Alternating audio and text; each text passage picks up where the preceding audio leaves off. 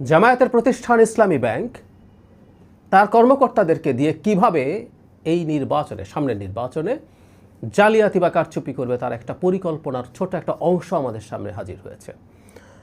অনুসন্ধানী সাংবাদিক জনাব জুলকারনাইন সায়ের একটা ভিডিও আমাদের সামনে আপলোড করেছেন, যেখানে একটা অনলাইন মিটিং, সেখান থেকে আমরা বেশ কিছু তথ্য জানতে পারি এবং খুবই অ্যালার্মিং এটা। এবং এই অনুমানটা বিএনপি আগেই করেছিল, বা আমরা যারা রাজনীতির খোঁজ খবর রাখি তারা এটা ধারণা করতে পারি এটা আসলে হতেই পারে। বিএনপি কিছুদিন আগে বলেছিল ইসলামী ব্যাংক সহ জামায়াতের যে প্রতিষ্ঠানগুলো আছে সেগুলোর সদস্য, বিশেষ করে ইসলামী ব্যাংকের কথাই তারা বলেছেন, তাদেরকে নির্বাচনী কোনো দায়িত্ব পালনে যেন না ডাকা হয়, এটা খুব ক্লিয়ারলি বলেছিল।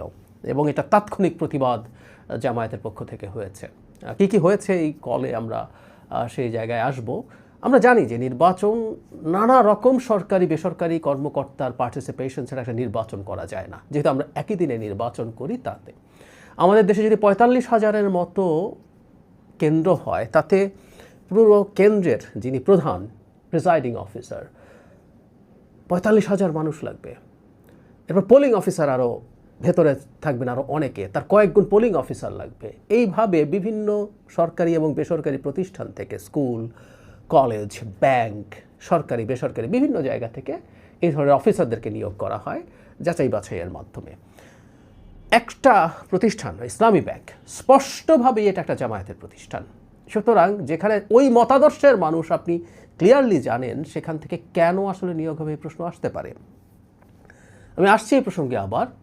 এখানে যে কথোপকথনটা আসছে আপনারা একটু দেখে নেবেন, এটা দেখে নেওয়া উচিত হবে। এখানে এক ভদ্রলোক মিস্টার জলিল, ওনার পরিচয়ও বলছি। তো এই ভদ্রলোক প্রথম জানতে চান জনাব শফিকুল ইসলাম মাসুদ, যিনি ঢাকা দক্ষিণের জেনারেল সেক্রেটারি জামায়াতের, কি করবেন তারা, তাদের কর্মকর্তারা বিভিন্ন ক্ষেত্রে দায়িত্ব পালন করবেন, সেখানে তিনি নির্দেশনা দিচ্ছেন। মানে তারা কোথায় পড়বে, তারা ভেতরে পড়বে না বাইরে পড়বে, ভেতরে পড়লে কি কাজ করতে পারবে তাদের হয়ে, বাইরে পড়লে কি কাজ করতে পারবে তাদের হয়ে, আপনারা শুনবেন, আমার বলার দরকার নেই। কিন্তু এটার জন্য তারা আবার তাদের থানা বা ওখানকার দায়িত্বশীলদের সাথে যোগাযোগ রেখে কাজ করতে বলা হচ্ছে। খুব ইন্টারেস্টিং। মানে রাষ্ট্র বা নির্বাচন কমিশন যাদেরকে নিয়োগ করবে নিরপেক্ষভাবে নির্বাচন করার জন্য, তারা বুথের মধ্যে, কেন্দ্রের ভেতরে বা বাইরে যদি দায়িত্বে পড়ে, তাহলে জামাতের জন্য কি কাজ করবে সেটার জন্য তারা জামাতের লোকাল যে দায়িত্বশীল আছে, নির্বাচন পরিচালনার যেসব লোক আছে, তাদের সাথে কোলাবোরেট করে সেটা নেবে। আমার এসব বলার আগে জনাব মাসুদ খুবই আল্লাহর নাম নিচ্ছেন এবং এটা আল্লাহ সন্তুষ্ট হবে তবে এসব বলছেন। একটা ইসলামের নামধারী দল কি করে, একটা অন্যায়, একটা জালিয়াতির জন্য তিনি এই ধরনের কথা বলছেন। মিস্টার জলিল, যিনি প্রথম শুরু করেন, যাকে আমরা প্রথমে দেখি, তিনি হচ্ছেন ইন্ডিপেন্ডেন্ট ডিরেক্টর ইসলামী ব্যাংকের। তিনি খুবই অভিজ্ঞ, বাংলাদেশ ব্যাংকে ছিলেন, শেষ পর্যন্ত আর আল আফা ইসলামী ব্যাংকের ডিএমডি হিসাবে 2017 সালে অবসর নিয়েছিলেন। এখন ইন্ডিপেন্ডেন্ট ডিরেক্টর আছেন ইসলামী ব্যাংকে। এখন ইসলামী ব্যাংক জামায়াতের কিনা, বিএনপি যখন ইসলামী ব্যাংকের ব্যাপারে অভিযোগ করেছিল, তখন মিস্টার গোলাম পরওয়ার, জামাতের সেক্রেটারি জেনারেল, দ্ব্যর্থহীন ভাষায় বলেছেন এটা কোনোভাবেই জামাতের সাথে কোনো সংশ্লিষ্ট প্রতিষ্ঠান নয়, এখানে সুনামের সাথে এরা ব্যবসা করছে, ইত্যাদি ইত্যাদি ইত্যাদি।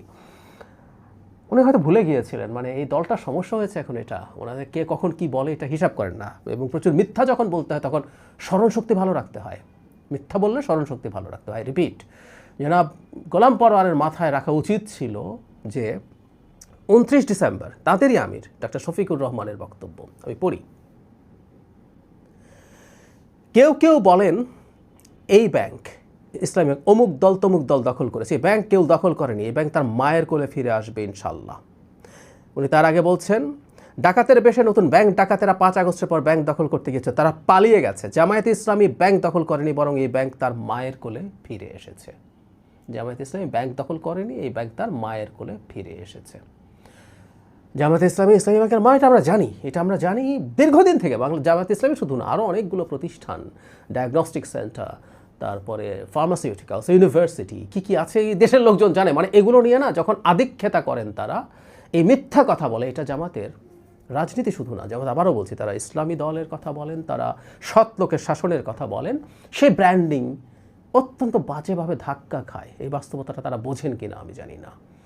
সুতরাং ইসলামী ব্যাংক নিয়ে এই দেশের লোক, মানে সাধারণ মানুষ, একেবারে সাধারণ মানুষকে জিজ্ঞেস করলেই বোঝা যাবে। আমি ব্যক্তিগতভাবে মনে করি এই ঘটনার পর নির্বাচন কমিশনের সদিচ্ছা প্রদর্শন করতে হবে। একদম সরাসরি। অত্যন্ত গুরুত্বপূর্ণ একজন জামায়াত নেতা, অত্যন্ত গুরুত্বপূর্ণ, শুধু দক্ষিণের সেক্রেটারি জেনারেল তা না, তিনি খুবই সিগনিফিক্যান্ট একজন নেতা এবং ইসলামী ব্যাংকের অত্যন্ত বড় পদে আসীন একজন মানুষ।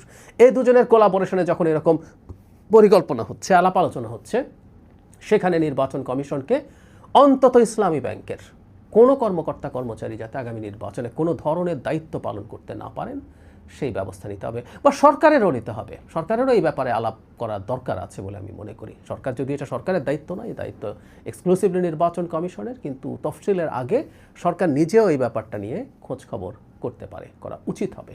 আর নির্বাচন কমিশনের তো উচিত হবেই। নির্বাচন কমিশন এখন পর্যন্ত এই ব্যাপারে কোনো মন্তব্য করেনি, এই ব্যাপারে কোনো মন্তব্য করেনি, কারণ কেউ কেউ বলতে পারেন যে তফসিলের আগে হয়নি তাই এটা নিয়ে করা যাবে না। একেবারেই তা না ব্যাপারটা। তারা নির্বাচনী ব্যবস্থাপনার সাথে জড়িত আছেন, তারা যেহেতু জড়িত আছেন তাদের চোখে যদি এটা এসে থাকে, আসা উচিত, তারা এই জিনিস দেখবেন না কেন? এমনকি এই কথোপকথন আমি অন্তত ঘেটে দেখলাম, আমি যে রিপোর্টে, বাংলা টিভির একটা রিপোর্ট আছে সেখানে দেখলাম, আমি ঘাঁটাঘাঁটিও করে দেখেছি, জামাত কোনো ফর্মাল আর অফিসিয়াল প্রতিবাদও করেনি। মানে ইদানিং তো বলার সুযোগ আছে এটা এআই দিয়ে বানানো হয়েছে, আগে বলতো এটা এডিট করা হয়েছে, সুপার এডিট করা হয়েছে, আওয়ামী লীগকে দেখতাম। তো এখন তো এআই এর বাহানা আছে, এআই এর বাহানা টাহানাও দেওয়া হয়নি, তার মানে এখন পর্যন্ত অন্তত জামায়াত ইসলামী এটাকে ওন করছে। আরও যদি এটা প্রতিবাদও করে, আমি মনে করি এই ভিডিওটার ফরেন্সিক করানো উচিত হবে নির্বাচন কমিশনের, ফরেন্সিক করিয়ে খুব দ্রুত, কারণ এই তালিকাগুলো হয়ে গেছে বা হয়ে যাওয়ার পথে আছে। এমন যদি হয়েও যায়, সেখান থেকে জামায়াতে ইসলামীর এই প্রতিষ্ঠান ইসলামী ব্যাংকের সব কর্মকর্তা কর্মচারীকে অপসারণ করতেই হবে, কারণ এই প্রতিষ্ঠানটা 5 আগস্টের পরবর্তী সময়ে ধাপে ধাপে এবং রিসেন্টলি অনেকজনকে, এটা আমরা মানি, ইসলামী ব্যাংক দখল করার পর এখানে অত্যন্ত অযোগ্য এবং তাদের কতগুলো লোক ঢুকিয়েছিল সবাইকে বের করে দেওয়া হয়েছে, এবং নতুন করে ইনফ্যাক্ট আবার এখন তাদেরই লোক ঢুকেছে, এবং আগে যারা তাদের লোক ছিল তারাই এখন পর্যন্ত আছে। জামাত নির্বাচনকে প্রভাবিত করার জন্য কী কী করতে পারে আমরা একটা একটা করে আমাদের সামনে আনভেইলড হচ্ছে। কিছুদিন আগে জনাব শাহজাহান চৌধুরী কীভাবে প্রশাসনকে কবজা করবেন, কীভাবে পুলিশ তাদের কথায় উঠতে বসতে হবে, কীভাবে মামলা তাদের কথায় দেবে, গ্রেফতার তাদের কথায় করবে, সেটা পুলিশ কীভাবে সামনে পিছিয়ে প্রোটোকল দেবে প্রার্থীকে, সেটার কথা যেমন জানিয়েছেন, সেটা আমাদের সামনে রিভিল্ড হয়েছে। এখন এটা রিভিল্ড হলো একটা ভয়ঙ্কর একটা অ্যালার্মিং সিচুয়েশন। আমরা প্রায় একটা কথা বলি যে আগামী নির্বাচনটা যদি মোটা দাগে, কিছু অনিয়ম হতেই পারে, কিন্তু মোটা দাগে যদি সব পক্ষের কাছে অ্যাকসেপ্টেবল না হয়, অন্তত প্রধান স্টেক হোল্ডার্স, বিশেষ করে পলিটিক্যাল পার্টিস, তাদের কাছে যদি অ্যাকসেপ্টেবল না হয়, আমরা এখন পর্যন্ত গৃহযুদ্ধ টাইপের পরিস্থিতি এড়াতে পেরেছি। আমি বলছি না গৃহযুদ্ধ বেঁধে যাবে, কিন্তু এমন কেওস হবে যেটা ওটার কাছাকাছি পর্যায়ে চলে যেতে পারে, এবং ওই কেওস মানেই হলো আমাদের চরম শত্রুদেরকে সুযোগ করে দেওয়া, সেটা আওয়ামী লীগ হোক, সেটা ভারত হোক, বা সেটা আর কেউ। আমি একদম দিব্য চোখে সেই সংকট দেখতে পাচ্ছি। জামায়াতে ইসলামী রিসেন্টলি ক্ষমতা যাওয়ার ব্যাপারে এতটা কনফিডেন্ট হয়ে উঠছে, সম্ভবত তাদের এই ইলেকশন ইঞ্জিনিয়ারিংয়ের প্ল্যানগুলো তারা মেটিকুলাসলি ডিজাইন করতে পেরেছে। এবং যেটা হয়, এই যে এই চুরি করতে হবে, এটাও যাদের কাছে আছেন তাদের কাছে রীতিমতো আল্লাহর নাম নিয়ে করা হচ্ছে, এবং প্রত্যেকের মধ্যে এই পারসেপশন হয়তো ঢোকানো হচ্ছে, চুরি করে হলেও জামাতকে ক্ষমতায় আনলেও সেটা যে কোনো ফর্মে আল্লাহর বা ইসলামের সেবা করা হয়। ভয়ঙ্কর সব অ্যালার্মিং ব্যাপার। ব্যাংকার অনেকেই বিভিন্ন পর্যায়ে দায়িত্ব পেয়ে, প্রিজাইডিং অফিসার থেকে শুরু করে হয়তো ছোটখাটো দায়িত্ব পেয়ে পুলিং অফিসার পর্যন্ত করতে পারে। সে ব্যবসায় তাদেরকে ভোট দেওয়া ইনশিওর করে যদি দায়িত্ব পালন করতে পারে, তাহলে মনে হয় কি করা যায়, সে মাসুদ ভাই যদি জবাব দেন। আমি খুবই সংক্ষেপে কয়েকটি বিষয় একটু আপনাদের সামনে তুলে ধরার চেষ্টা করব। যদি আল্লাহ তাআলা পছন্দ করেন তাহলে হয়তো আপনাদের কাজে লাগতে পারে, এবং দুনিয়ার কল্যাণ পরকাল মুক্তির জন্য যেন আল্লাহ সুবহানাহু ওয়া তাআলা এটা কবুল মঞ্জুর করেন। আমরা সবাই বলি আমিন। এলাকা ভেদে সংশ্লিষ্ট দায়িত্বশীলদের সাথে পরামর্শ করে ওনার ওখানে ইম্পর্টেন্সটা কোনটায়, যদি ওখানে ভিতরে থেকে উনি ভালো সাপোর্ট দিতে পারে তাহলে উনি দায়িত্ব নেবেন। আর যদি উনি বাইরে থেকে ওনার প্রভাব পড়াটা এরকম হয় যে বাইরে থেকে ওভারঅল এনভায়রনমেন্ট মেনটেন করাটা ওনার লোকাল যে সংগঠন আছে, লোকাল অর্গানাইজেশনের সাথে আলোচনা করে ডিসিশনটা হবে। মানে ঢাকা মহানগরী যে 7টা আসন, এখানে একই ভাবে ধরেন এখানে প্রার্থী, তারপর প্রার্থী আসন পরিচালক, আসন নির্বাচন পরিচালনা কমিটি, সেখানে আপনি একটু কথা বলে নিতে হবে, বা আপনি একটা তালিকা ওনারাই দিবে, বা লোকাল আমাদের থানা দায়িত্বশীল যারা আছে তাদের মাধ্যমে আপনি একটু জেনে নিলে হবে যে আমি তো এই জায়গায় আছি, এখান থেকে আমি যদি ভোট কেন্দ্রের ভিতরে থাকি তাহলে এক ধরনের সুবিধা হবে, আর যদি আমি ভোট কেন্দ্রের বাইরে থাকি তাহলে এক ধরনের সুবিধা হবে। এমন যদি হয় ভোট কেন্দ্রের বাইরে যদি ওনার নির্বাচনী এলাকার বাইরে যদি দায়িত্ব দেয়, সেক্ষেত্রে আমার মনে হয় না নিলেই ভালো। না ওটা যাওয়া যাবে না, ওটা যাওয়া যাবে না।